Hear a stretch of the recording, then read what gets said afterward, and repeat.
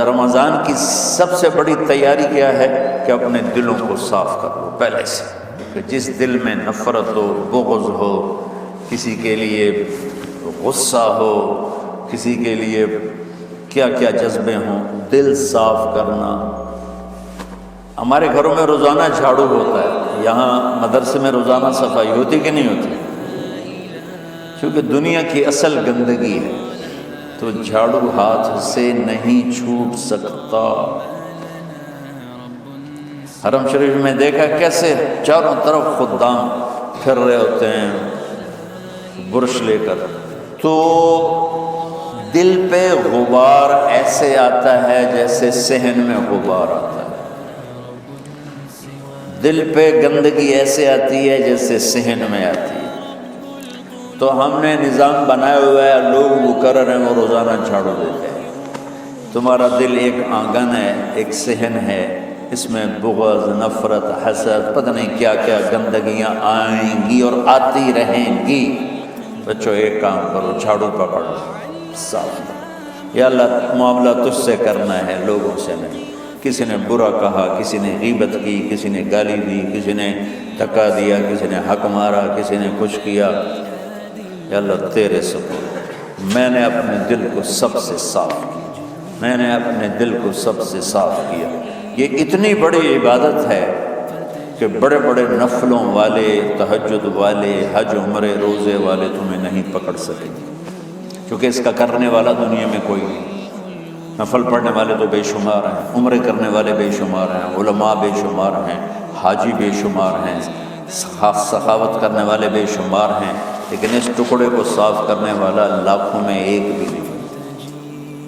مشکل کام آپ یہ سیکھ لیں، صاف کرو، صاف کرو، صاف کرو۔ یہ رمضان کی سب سے بڑی تیاری اور علم کو حاصل کرنے کی سب سے بڑی چابی ہے کہ اپنے دل کو کھلا کرو۔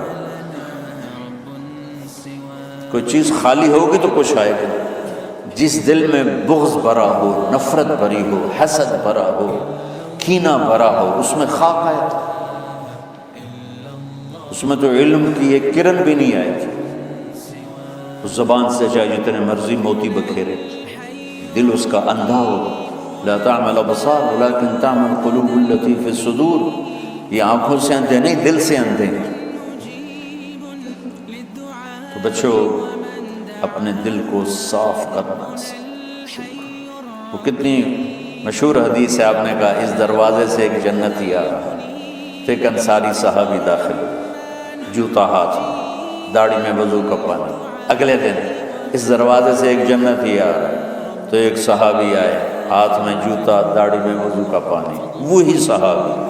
اگلے دن اس دروازے سے ایک جنتی آ رہا ہے، تو وہی صحابی 3 دن جنت کی بشارت لیے۔ اس صحابہ کی جماعت میں ایک شخص ہیں جن کا نام ہے عبداللہ بن عمرو بن عاص۔ ان سے بڑا عبادت گزار صحابہ میں کوئی نہیں تھا، نہ سابقین میں نہ متاخرین میں، نہ پہلوں میں نہ بعد والوں میں۔ ان کی عبادت کیا تھی؟ ساری رات جاگنا، سارے دن کا روزہ، اور ایک ختم قرآن صبح سے شام۔ اتنی اللہ نے طاقت دی تھی۔ پھر وہ غلوب والی بات آ گئی، ایکسٹریم ہونے والی بات آ گئی۔ ان کی شادی والی رات حجلہ عروسی میں داخل ہو رہے ہیں، دلہن کے کمرے میں داخل ہو رہے ہیں، اور مصلی بچھا کے اللہ اور دیر نفل کے نفل، دیر نفل کے نفل۔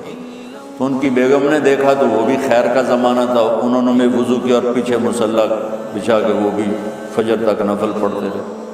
صبح ہوئی تو حضرت عمرو بن عاص رضی اللہ عنہ نے پوچھا، بیٹی رات کیسی گزری؟ کہا جی ماشاءاللہ آپ کے بیٹے تو بڑا عبادت گزار ہے، ساری رات نفلوں میں ہی گزری۔ تو وہ ان کو شکایت کر دی۔ حضرت عمرو بن عاص کو اتنا غصہ چڑھا، وہ بیٹے کو تو کچھ نہیں کہا، کتنی حکمت کی بات ہے، سیدھے گئے اللہ کے نبی کے پاس، یا رسول اللہ یہ عبداللہ دیکھیں کیسا نادان ہے، اس کی شادی کی ساری رات نفل پڑھتا رہا۔ تو آپ کہتے ہیں ماشاءاللہ ماشاءاللہ کتنی بڑی بات ہے۔ نفلوں میں گزر گئی، رات بھی نفلوں میں گزر گئی۔ تو آپ نے حضرت عبداللہ بن عمر کو بلا کے ڈانٹا کہ تو نے مہینے میں 3 دن روزے رکھنے، بس اس سے زیادہ نہیں رکھنے، اور ہفتے میں 1 قرآن ختم کرنا۔ کہا یا رسول اللہ میرے اندر طاقت زیادہ ہے۔ پھر اچھا 15 دن روزے رکھنے، کہنے میرے اندر طاقت زیادہ ہے۔ آپ اس کو تھوڑا تھوڑا کر کے گھٹاتے رہے، اور وہ ہر دفعہ نہیں یا رسول اللہ میرے اندر طاقت زیادہ ہے۔ تو آخر میں آپ نے کہا اچھا چلو صوم داؤدی پہ آ جاؤ، 1 دن روزہ رکھو، 1 دن افطار کرو، اور 3 دن سے پہلے قرآن ختم نہیں کرنا۔ تو آپ نے اس کو پیچھے کیا۔ یہ بیٹھے تھے اس محفل میں، ان کے دل میں آیا کیا یہ بزرگ مجھ سے زیادہ عبادت کرتا؟ رات میں ساری جاگتا ہوں، دن روزہ رکھتا ہوں، 1 ختم کرتا ہوں، تو جنت کی بشارت تو مجھے ملنی چاہیے تھی، ان کو کیسے مل رہی؟ یہ کسی کتاب میں نہیں لکھا کہ یہ ان کا جذبہ تھا، لیکن جو کہ میں ان کی سیرت کو جانتا ہوں تو مجھے خیال آتا ہے کہ ان کی نفسیات میں یہ بات آئی ہوگی، چونکہ صرف انہیں کو خیال آیا کہ میں جا کے دیکھتا ہوں کہ یہ بزرگ کیا کرتے ہیں۔ تو ان کے پاس پہنچ گئے، چاچا، ذرا وہ ادھیڑ عمر تھے، چاچا وہ میرے ابا تھوڑے ناراض ہیں، تو کچھ دن آپ کے پاس گزاروں کا، بیٹا بسم اللہ آ جاؤ۔ اب رات ہوتے عشاء کی نماز پڑھ کے انہوں نے جلدی سے چادر اوپر لی اور یوں سراغ کر کے ان چاچے کو دیکھنے لگے ایسے کر کہ اب یہ کیا ساری رات سجدہ کرے گا، اور ساری رات روتے روتے روتے روتے مصلی گیلا ہو جائے گا، یا ساری رات رکوع کرے گا، ساری رات قیام کرے گا، ساری رات قرآن پڑھے گا، اس تصور سے یوں دیکھ رہے۔ اور وہ بزرگ صحابی تشریف لائے، سرانے پہ سر رکھا، اللہم بسمک اموت و احیا، ہو گئے۔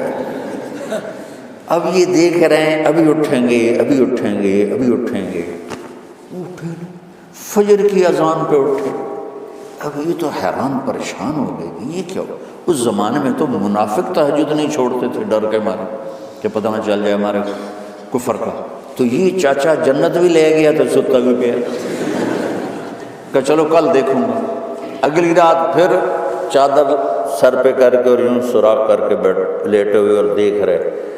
چاچا پھر تشریف لے اور سرانے پہ سر رکھا، اللہم بسمک اموت و احیا، ہو گئے۔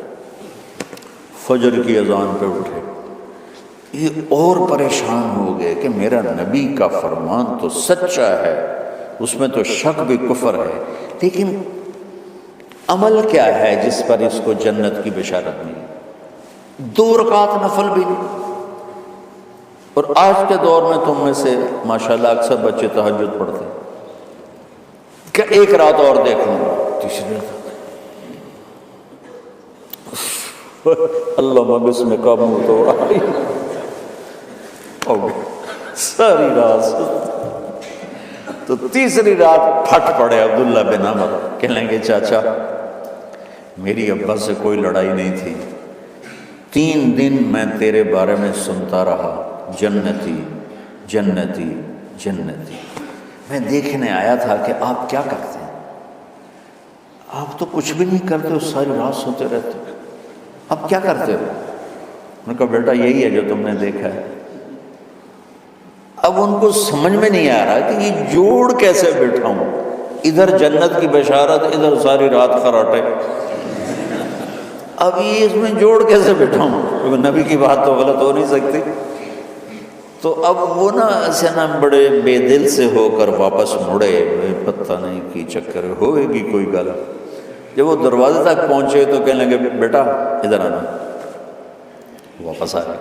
کہا میں تمہیں اصل راز کی بات بتاتا ہوں۔ کہا کیا ہے کیا ہے؟ تو یہاں ہاتھ رکھا، کہا یہ جو دل ہے نا اس میں کسی انسان کی نفرت نہیں ہے۔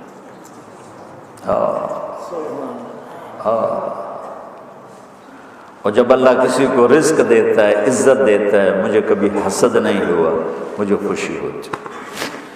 تو عبداللہ بن عمر نے کہنا تھا ہاں یہ بات ہے، نہیں، ان کا ہاذا ہوا، اچھل کے کہنے لگے ہاذا ہوا، ہاں ہاں ہاں یہی ہے یہی ہے یہی ہے۔ پھر کہنے کہ چاچا پر یہ میرے بس کا نہیں، کون کرے گا یہ؟ اتنے بڑے آدمی ہو کر کہہ رہے ہیں کہ یہ میرے بس کا نہیں۔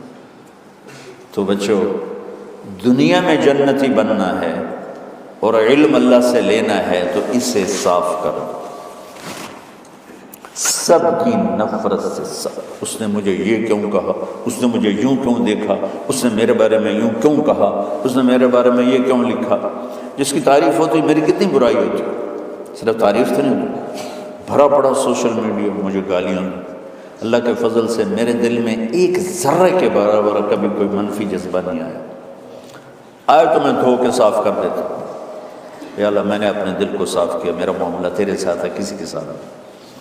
یہی آپ رمضان کی سب سے بڑی تیاری، علم کے حاصل کرنے کا سب سے بڑا ہتھیار آپ کو یہ نہیں کہ تمہیں کتابیں یاد ہو جائیں، تمہیں اشعار یاد ہو جائیں۔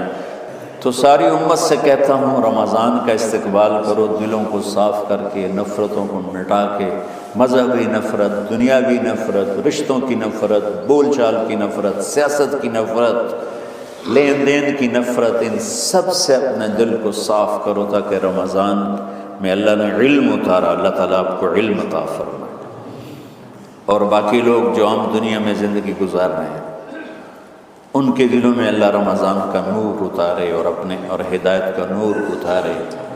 یہ سب سے بڑی تیاری ہے اس کی۔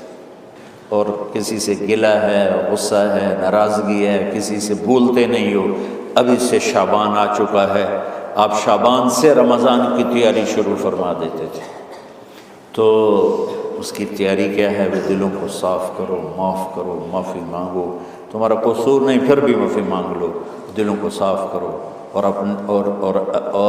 اللہ سے سخاوت مانگو کہ اللہ کو سخی بھی پسند ہے اور صاف دل والا بھی پسند ہے۔